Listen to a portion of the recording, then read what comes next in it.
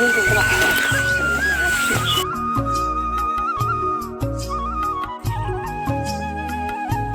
অনেক সকাল হয়ে গেল, সকাল করে দুপুর হয়ে গেল, কিছু খাবার জন্য কি নিয়ে আসিনি কেউ?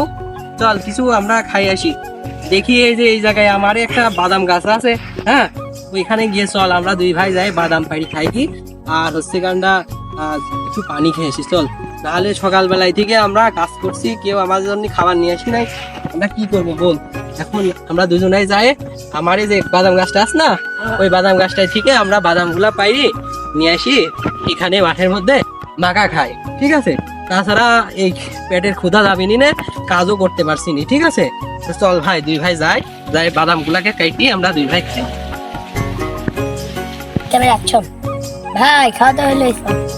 খাবার তো শেষ হয়ে গেল, চল ভাই তাহলে ধান আর যেটুকু অবশিষ্ট আছে ওইটুকু চল দুই ভাই নিড়ি লেগে চ, নিড়ে টিড়ি বাড়ির যাই, মা একা একা কাজ করছে বাড়ির, চল দুই ভাই নিড়ি টিড়ি বাড়ির দিক যাই, কামলা এখানে থাক, চল দুই ভাই একটু ধানটা নিড়িয়ে যাই ভাই।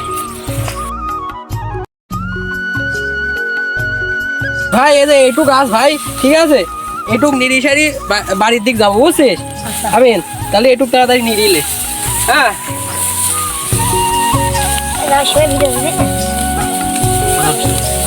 ভাই তাড়াতাড়ি নিড়ি ভাই। এই যে আকাশে ওর আছে হেভি মেঘ লাগেছে, বৃষ্টি আসি যেতে পারে যে কোনো সময়, বুঝছিস ভাই?